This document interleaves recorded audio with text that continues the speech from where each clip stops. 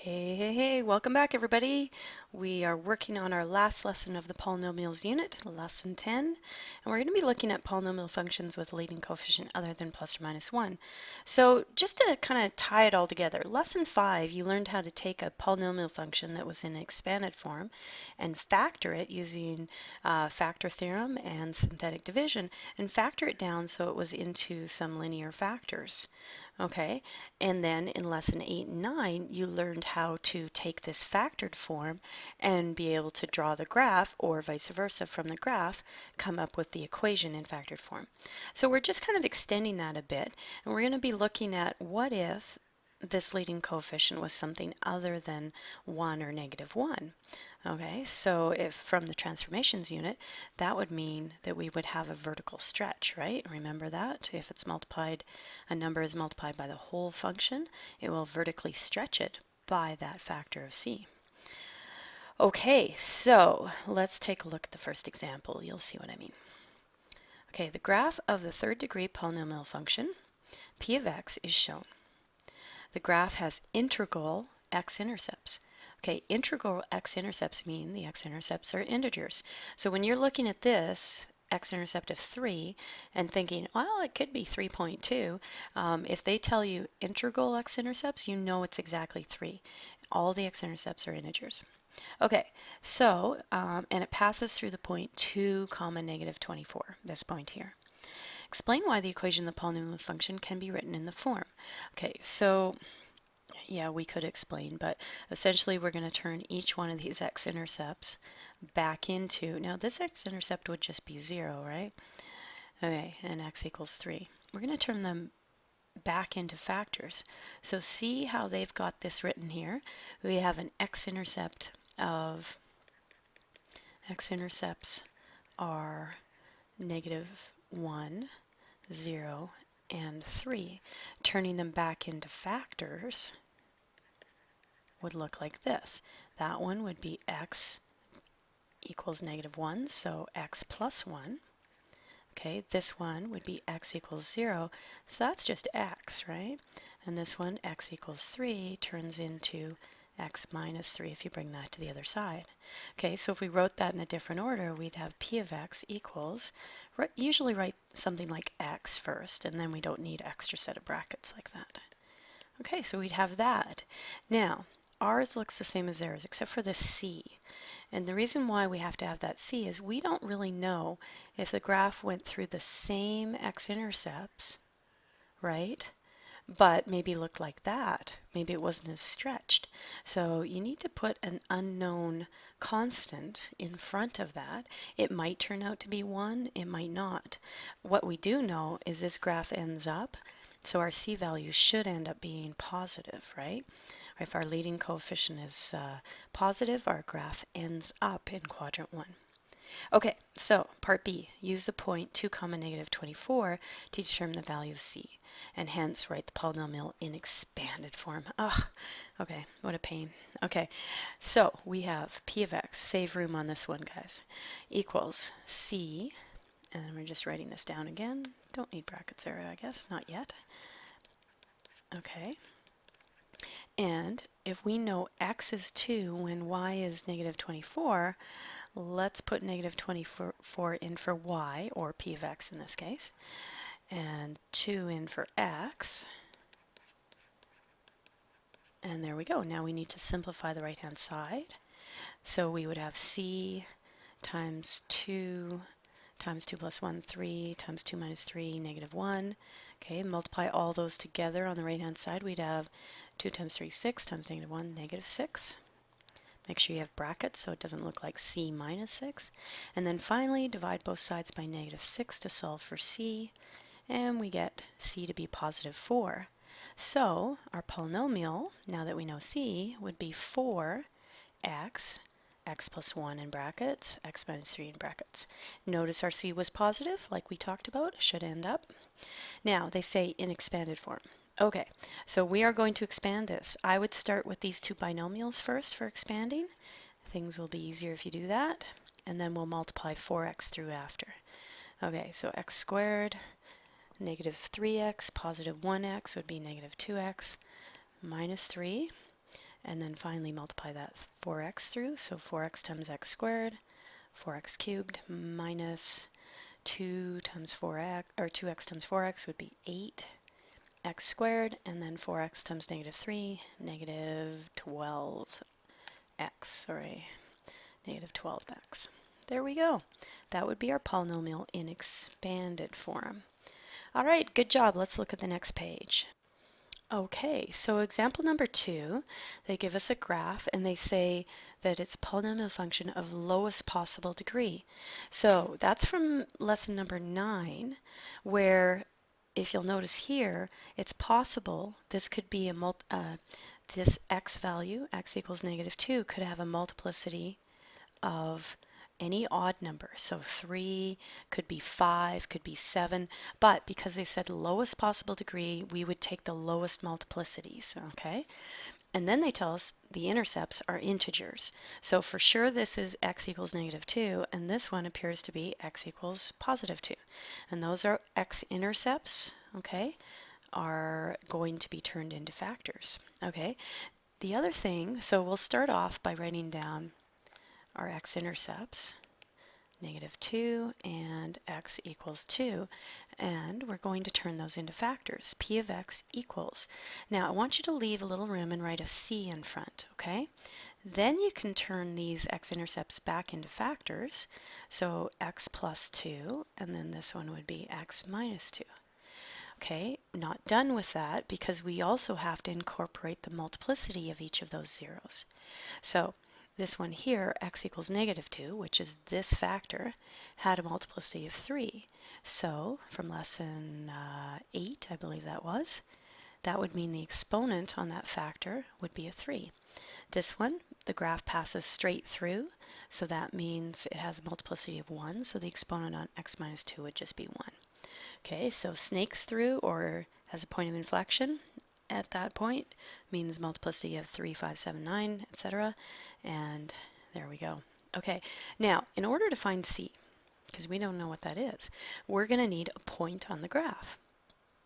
So they didn't outright just hand us one, but we could figure it out from here. Okay, now please don't assume, so 0, don't assume the y value here would be negative 2, just because the tick marks on the x-axis were every 1. Take a look at this, okay? 20. So we have 1, 2, 3, 4, 5 tick marks to get to 20. So 20 divided by 5 tick marks means each tick mark would have to equal 4. So this would be negative 4, and this would be negative 8. So there you go. There's our y-intercept. Okay, so we can use that as our point, 0, negative 8.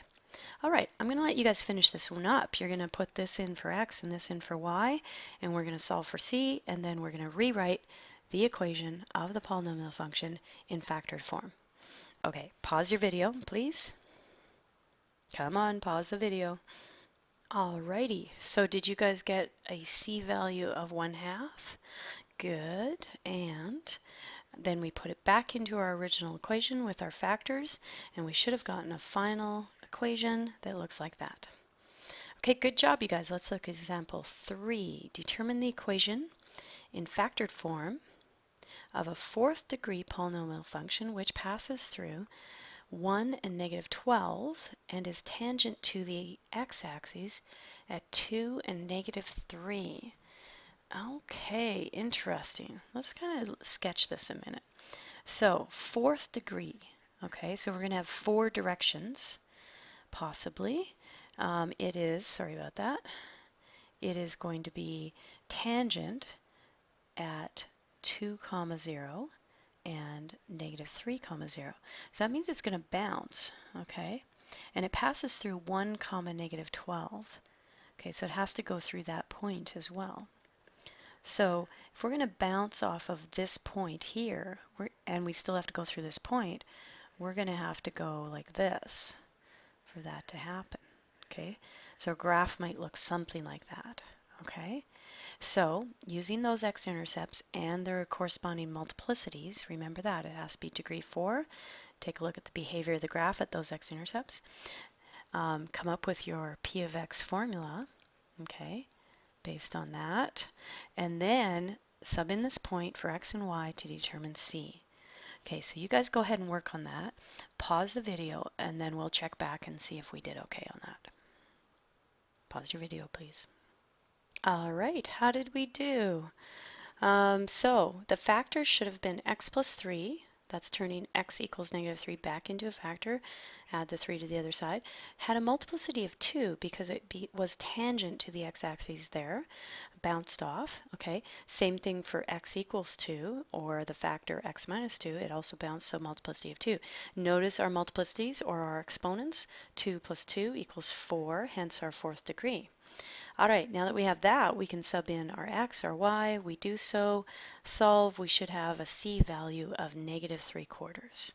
Okay, put that back into our equation, and there we go. There's our polynomial function equation in factored form, and we are done that example. Let's look at the next page. Okay, so the next example, class example 4, a fourth degree polynomial function. Okay, so the multiplicities should add up to 4, passes through the point 1, 2, and has zeros of -1, 0, 3/2, and 2. Okay, given that we have 4 zeros and we can have a minimum multiplicity of 1, there are going to be no factors that have exponents other than 1 on them, okay? Because we have 4 distinct zeros already. Okay, now let's turn those zeros back into factors. X equals -1, x equals 0, x equals 3/2. That one's going to be a little tricky, and x equals 2. Okay, so we're probably all good with this. Bring that 1 to the other side. X plus 1 equals 0. This one, already there. And this one, we'll come back to that one. Let's do this one next. X minus 2 equals 0.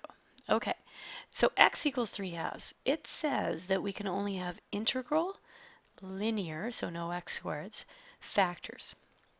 So we can't have any fractions if they're asking for integral in our factors. Okay, so we're okay here. 1, 2, those are all fine, 0. But here, what we're going to have to do, so we don't have just x minus 3/2. If we wrote this, that would be wrong because we have a fraction when they're asking for integral. So what we're going to do is multiply both sides by 2 first. Okay, by doing that, that will basically cancel or divide that 2 on the bottom. So then what we'll have is 2x equals 3. Then to get 0 on one side, we subtract the 3 to the left side, and there we go. There is our integral linear factor. So let's write p of x in factor form now. Don't forget your c, your leading constant there. We have to have that. And then we have this factor, x plus 1. We have this one, which is just x. You know what? Let's put that in front. It's better there. So we'll put the x there, then we don't have to use brackets. 2x minus 3 and x minus 2. Great. Okay, so degree 1, 2, 3, 4. They add up to 4. And do we have a point that passed through? Yes, we do. X comma y. So why don't you guys take that point, figure out your c value, and then rewrite your equation with the appropriate c value. Pause your video. Alrighty. Okay, so we should have, after we substituted 1 in for x, 2 in for y from our point that was given on the graph, we ended up with a c value of 1. Okay, so now rewriting our equation, we'd have 1, and you wouldn't need to write that if you didn't want to, and then all of our linear factors. Okay, example number 5. Polynomial equation has the following 3 roots. They give you the multiplicities of each root, indicating the exponent on the factor. And they also give you a y-intercept of 2/3. If it's a y-intercept, our x value would have to equal 0. So they're actually giving us a point there that we can sub in for x and y later. Okay, the equation in factored form using integral factors. Okay, you guys go to it, turn these into factors, put the appropriate exponents on those factors, and then we'll see if we get the same answer. All right, pause your video. We're almost done. Okay, not a lot of time left, so if you need to check your answer, pause the video right now. Otherwise, I'll go through this quickly. We got our factors, okay, turned back in. Make sure that one was a linear factor. Multiplicities are the exponents, so we're all good there. Sub in our point to get c, and there's our equation. Good job, you guys. Tackle the assignment. And there we go.